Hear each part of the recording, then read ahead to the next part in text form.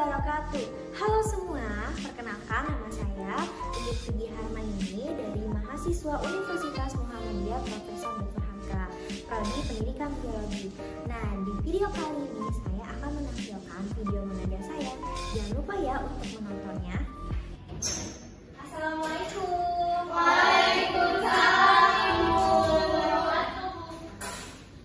Gimana kabarnya anak-anak hari ini? Keadaannya sehat? Apa ada yang sedang tidak sehat? Alhamdulillah sehat, Ibu. Alhamdulillah sehat ya. Nah, sebelum memulai pembelajaran pada pertemuan hari ini, alangkah baiknya kita berdoa terlebih dahulu ya. Mohon untuk Rahman Fani dipimpin doanya.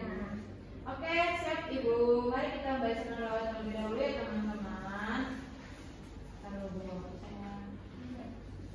Bismillahirrahmanirrahim. Rabbi zidni ilma warzuqni fahma. Ya Allah, tambahkanlah ilmu dan berikanlah aku rezeki akan kepahaman, dan jadikanlah aku termasuk golongan orang-orang yang soleh. Amin. Alhamdulillah, terima kasih Nak Fani. Alhamdulillah ya pada hari ini kita berkumpul di lokasi ini dengan keadaan sehat walafiat. Oke, sebelum masuk ke materi pembelajaran, Ibu mau mengabsen terlebih dahulu ya anak-anak. Baik, Ibu. Oke, siapa yang hadir ya hari ini? Fani yang hadir tidak? Hadir loh. Rati Kusuma, Hadir, Bu. Nuras, Hadir, Ibu. Karisma, Hadir, Ibu. Siva, saya Ibu. Alhamdulillah hadir semua ya anak-anak. Dan kita harus tetap semangat hari ini ya untuk meningkat ilmu. Baik, di sini Ibu akan menampilkan sebuah gambar terlebih dahulu. Sebentar ya anak-anak. Baik, Bu.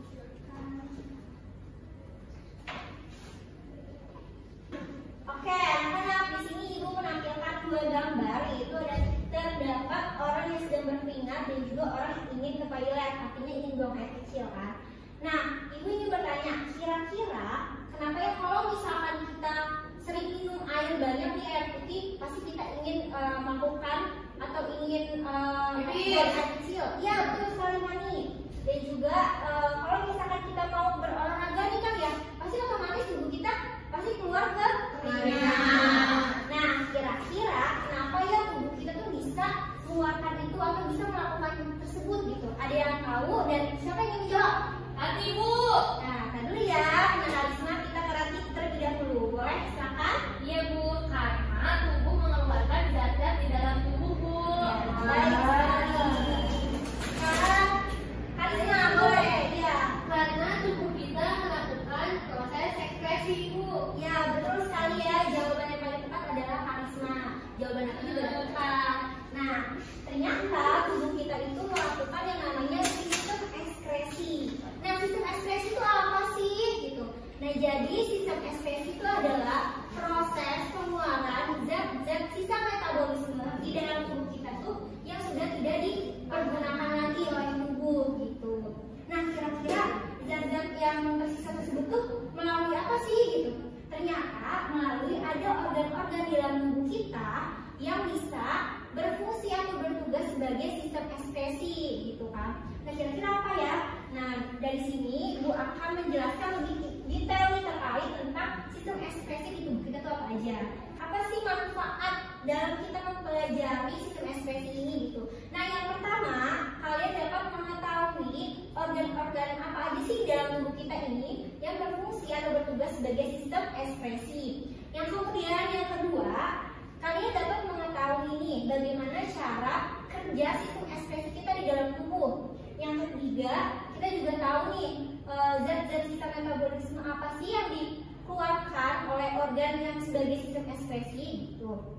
Makanya dari itu, di sini Ibu akan memberikan tujuan pembelajaran kita untuk kalian capai itu di sini. Nah, tujuan pembelajaran yang pertama melalui tayangan video peserta didik dapat menganalisis letak dan struktur organ ekskresi pada manusia dengan tepat. Yang kedua, melalui tayangan PowerPoint peserta didik dapat menganalisis fungsi masing-masing organ ekskresi pada manusia dengan tepat.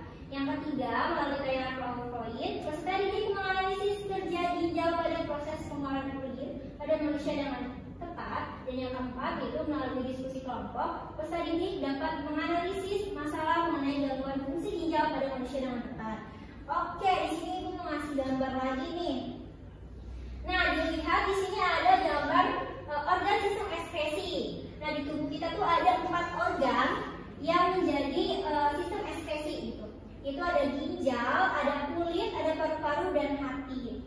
Nah, di sini mau bertanya kembali nih ya. Kira-kira ada yang tahu nggak ya keempat organ itu kira-kira dia mengeluarkan sistem ekskresi apa ya? Ibu. Ya, boleh Kak. Silakan. Pada organ ginjal hasil pengeluarannya sebagai sistem ekskresi berupa urin Bu, dan kalau organ kulit itu berupa keringat. Ya betul. Ada lagi yang ingin menjawab? Ya boleh. Silakan. Kalau pada organ hati hasil ekskresi yang dikeluarkannya cairan empedu, sedangkan kalau paru itu mengekskresikan karbon dioksida Bu. Ya betul sekali ya apa yang dikatakan Murad dan Syifa, bahwa keempat organ ini dia pengeluaran sistem ekskresinya tadi sudah dikatakan bahwa ginjal itu dia pengeluarannya adalah urin, kemudian kulit itu pengeluarannya adalah keringat. Nah, kalau paru-paru itu karbon dioksida dan hati itu adalah cairan empedu di dalam tubuh kita gitu. Nah, kan tadi sudah tahu nih pengeluaran keempat organ sistem ekskresi ini. Nah, selanjutnya kira-kira apa ya? Si organ itu letaknya di mana dan strukturnya tuh di mana gitu. Nah, sini Ibu akan menayangkan sebuah video YouTube. Kalian disimak ya, mohon disimak ya. Baik Ibu. Oke, sebentar. Silakan video YouTube mengenai tadi keempat organ sistem ekskresi, disimak baik ya anak-anak. Baik Ibu.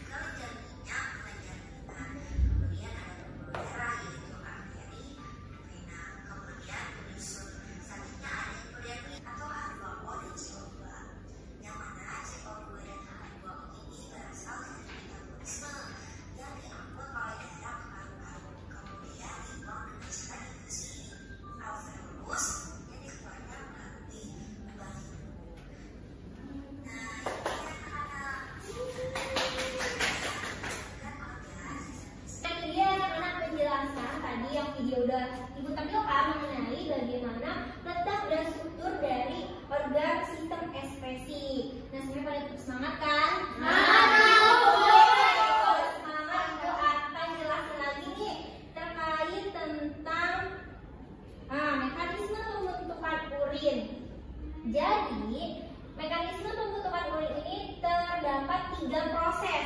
Yang pertama ada filtrasi, ada reabsorpsi, dan juga augmentasi.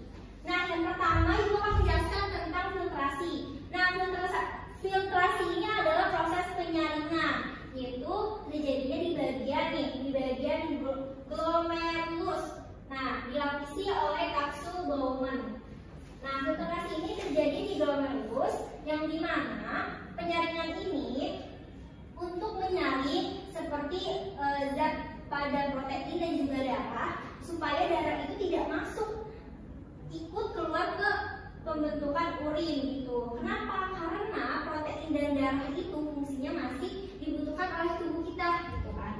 Nah, makanya difiltrasilah, ada proses di situ di bagian glomerulus. Nah, di situ menghasilkan, pada proses filtrasi ini menghasilkan urin yang berupa ada glukosa, asam amino, air, dan garam mineral.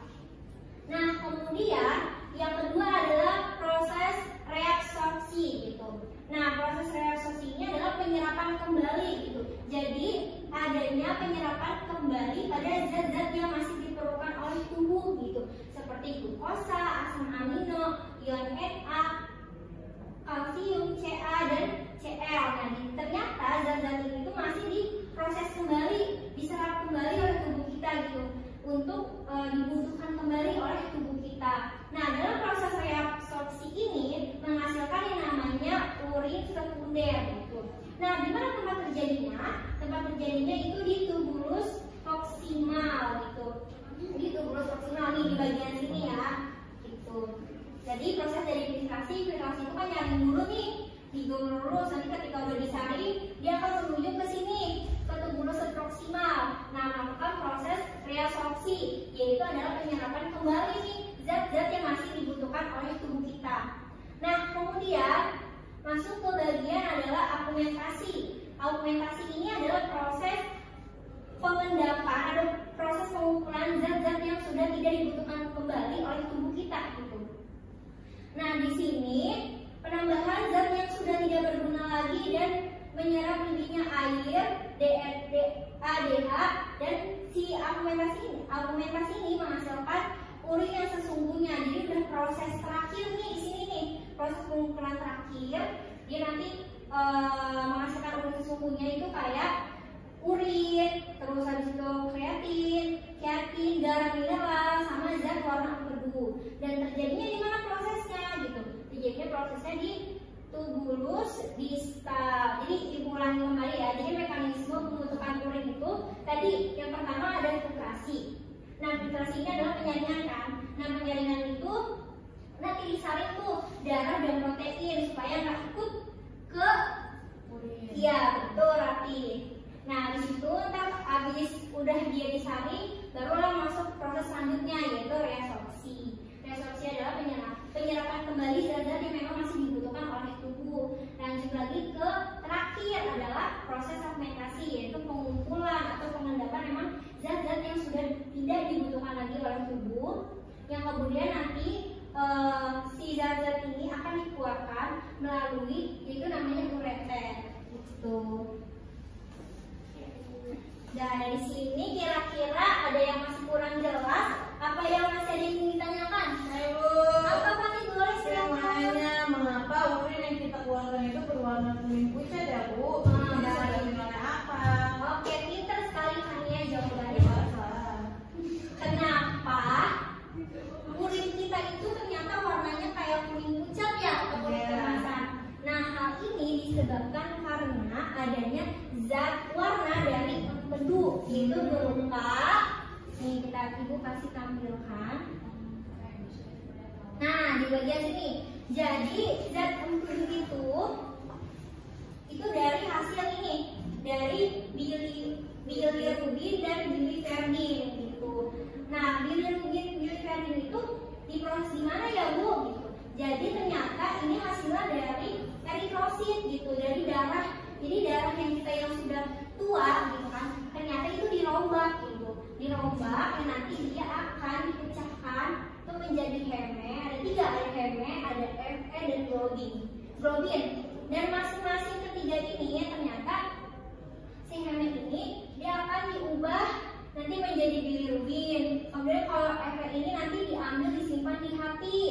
Kemudian kalau globin ini dimanfaatkan untuk pembentukan hemoglobin baru lagi. Nah di bagian heme ini dia diubah kan menjadi bilirubin dan juga ada biliverdin. Nah kalau bilirubin ini nanti dia dioksidasi gitu kan di dalam usus, nanti dia menjadi urobirin gitu. Dan yang kedua yaitu biliverdin, dia menghasilkan zat warna empedu. Nah bilirubin inilah yang menghasilkan warna feses atau urin kita itu menjadi warna kuning gitu kan nih. Nah kalau misalkan zat empedu itu nanti akan disalurkan ke kantong empedu. Jadi hasilnya itu dari sini urobirin gitu yang menghasilkan warna feses atau urin kita tuh menjadi kuning seperti kuning pucat atau kuning emas. Seperti itu. Tadi apakah sudah jelas? Terima kasih Bu. Sama-sama, baik. Nah, baik. Kan tadi sudah dijelaskan kan tentang mekanisme pembentukan urin. Nah, di sini Ibu akan membagi kelompok untuk kita belajar tentang kasus mengenai gangguan pada fungsi ginjal. Jadi Ibu akan kasih kasus permasalahan kepada kalian. Jadi secara kelompok ya. Jadi Ibu akan bagi kelompok yaitu ada Nurat, Syati, Ima, dan juga Fani dan Siva. Oke. Sudah siap semuanya? Siap Bu. Siap Ibu. Oke. Ibu akan ngasih. Ya, sebentar. Nah, kasus ini satunya adalah Ibu ngasih kasus permasalahan tentang albuminuria. Jadi albuminuria adalah kondisi urin atau air kencing mengandung jumlah albumin yang tidak normal. Jadi albumin itu lebih gitu kan. Nah kondisi ini disebut juga dengan ginjal bocor.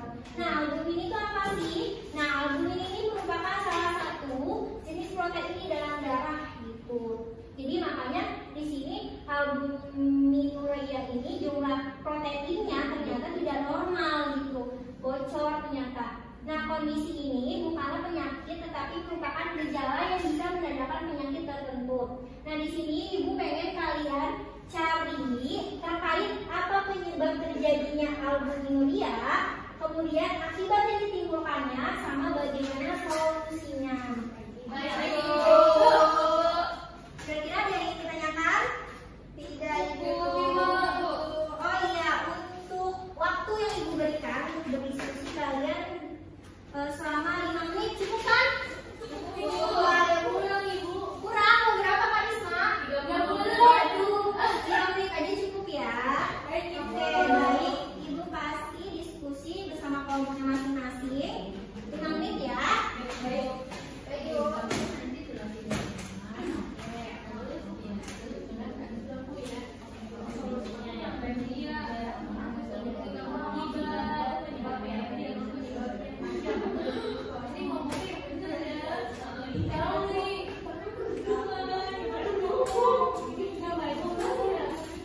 Oke, anak-anak baik. Waktunya sudah habis ya. Kan udah cepet 5 menit.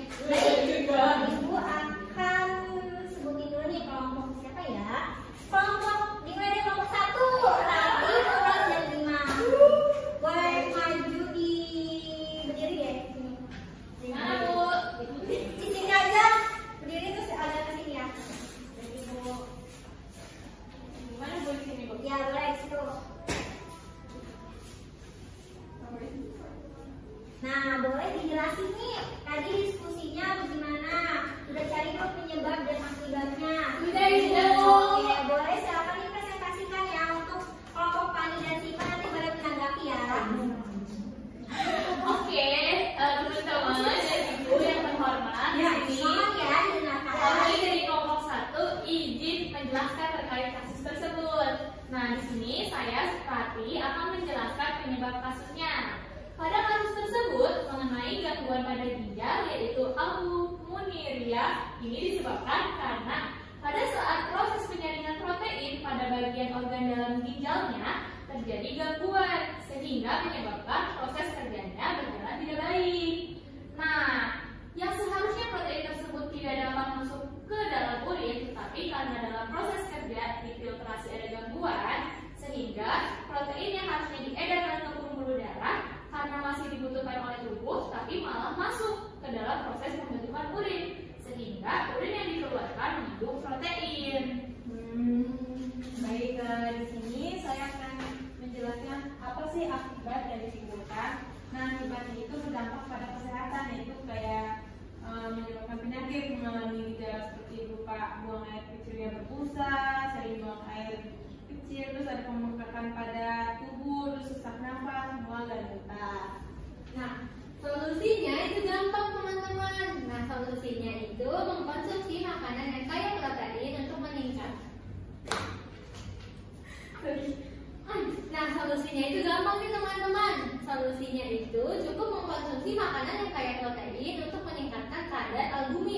serta menghindari makanan yang tinggi natrium atau garam.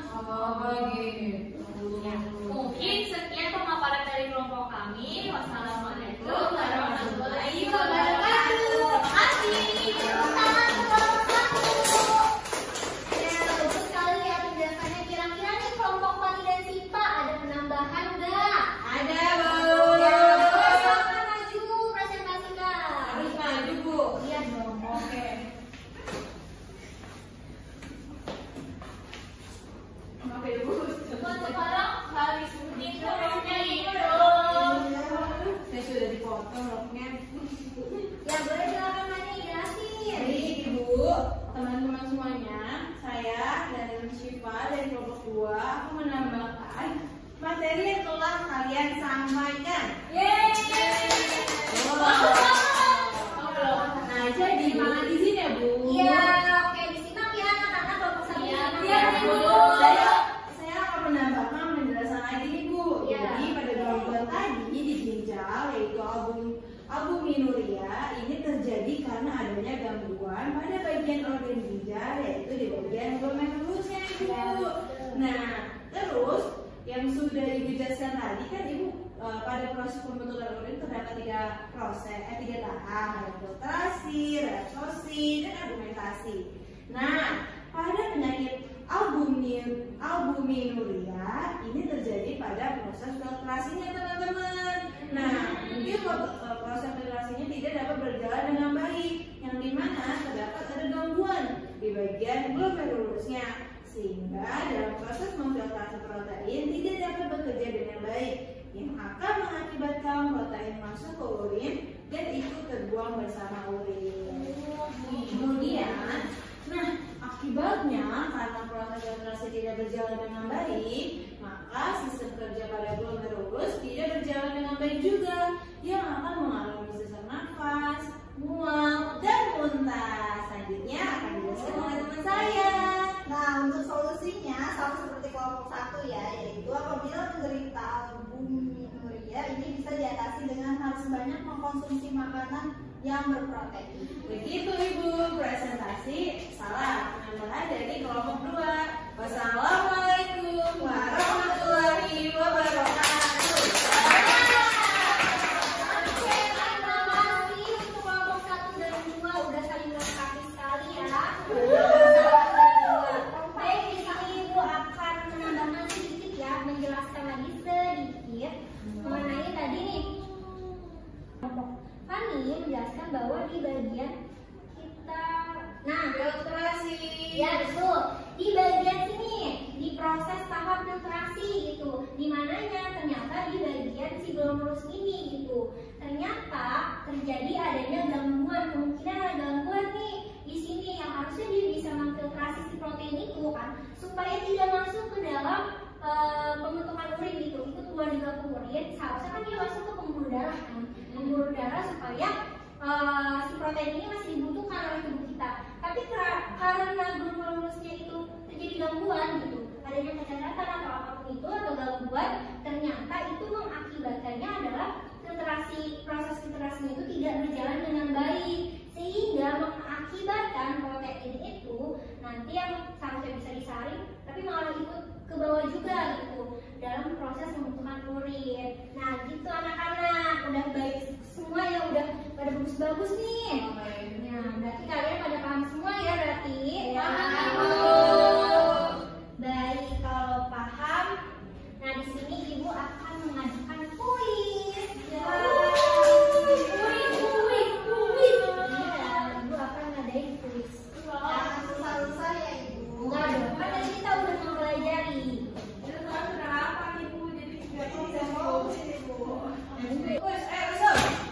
Nah, sekarang kita ada di Welcome to Quiz.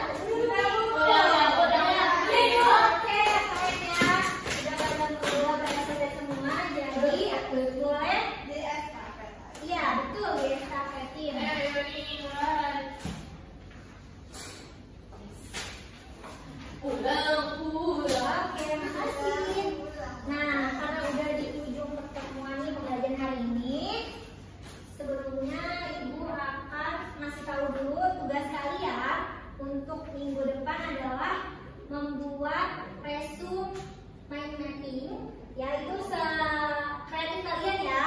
Nah, besoknya itu terkait yang udah kita jelasin tadi mengenai materi sistem ekspresi. Nanti dikumpulkan pada pertemuan berikutnya. Oke, baik? Baik. Oke, pasti udah pada pulang nih kan? Iya, Bu. Nah, dulu dong, belum selesai sebelum pulang. Coba satu orang simpulin pada pembelajaran hari ini. Baik, Bu. Oke, baik Ras, silakan. Ya, jadi kesimpulan pada materi hari ini tentang sistem ekspresi terdapat 4 organ yang berfungsi sebagai sistem ekspresi, yaitu ginjal, hati, tuli, dan paru-paru. Nah, yang masing-masingnya itu hasil pengeluaran ekspresinya itu ginjal urin, hati, cairan empedu, paru-paru itu karbon dioksida, dan tuli itu keringat.